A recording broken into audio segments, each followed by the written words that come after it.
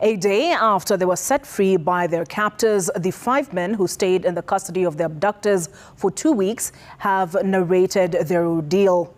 In their chilling narration, the youth tell of how they were held in dark rooms and interrogated regarding their anti-government stances and were forced to survive on limited food rations. As you'll hear now from Gatete Njoroge, the youth say they have forgiven their captors and have resolved to stay off of social media. Following the almost synchronized abductions of the 5 youths a few days to Christmas last year, Billy Mwangi's father was a sad representation of the pain and agony the families of the abducted young men had to endure. Where is my son? On Monday morning, his plea was finally answered, and Billy and 4 others were released by their abductors. For the first time since his release, Mwangi has broken his silence. Niliweza kurudi nyumbani jana, safe and healthy. Nikaweza kuenda hospitali pia kuangaliwa kiafya because I've been going through psychological trauma and I'm not ready to talk much to Kenyans. Juu niko kwenye matibabu, lakini nitapata nafuu very soon, God willing. Mwangi, who was hesitant about going into details of what transpired in the 16 days he was in captivity, has chosen the path of forgiveness. Nimesamia wale wote wali ni abduct na kunipitishia through everything. Nimewasamia, imenitoka kwa roho, nimewaachia tu Mwenyezi Mungu. I don't hold grudges. I'm just an upright man who forgives and forgets. He has distanced himself from his purported X account that's actively updating his followers since Monday. Mwangi says he lost control and access to the account a fortnight ago when he got abducted. Twitter siko Twitter because watu walini hack account na simu walichukua. So I'm not in possession to access any mobile phone. Ama hata line yangu iko off. And wale wanatumia Twitter yangu, they are not me. That's not me. I'm not tweeting anything. Gideon Kibet, alias Kibet Bull,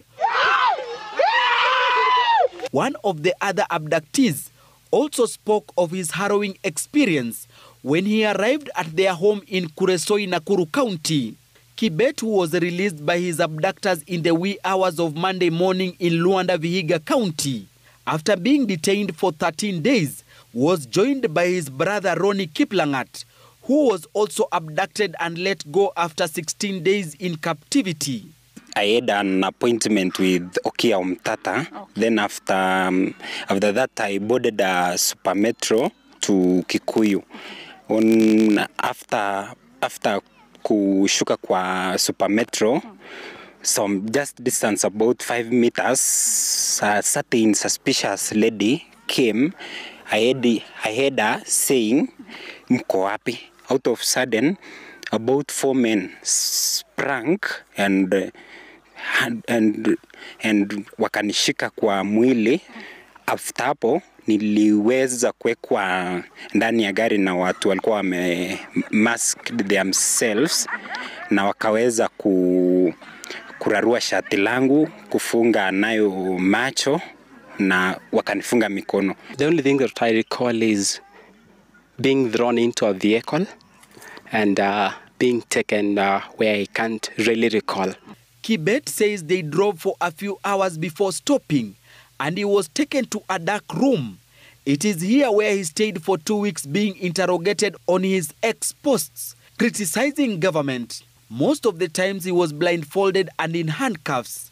The abductors gave him breakfast and supper, with a shower being after every 4 days. He disputes those claiming they had abducted themselves. Hatuwezi tukajiabduct alafu tukakuja mpaka nyumbani. Mzazi haizi lia bure juu ya kujiabduct hadi tukafanya mzazi alie siku kadhaa. The famed cartoonist who announced his release on his X account says he will tone down on his harsh criticism of the government. Bernard Kavuli, who was released on Monday after 15 days in the hands of his abductors, was on Tuesday taken to hospital for a medical checkup, and he is expected to record statement with police. The family of Peter Muteti has also confirmed that he is recovering well at home after he appeared disoriented when he was let go by the abductors. Gatete Njoroge, Citizen TV.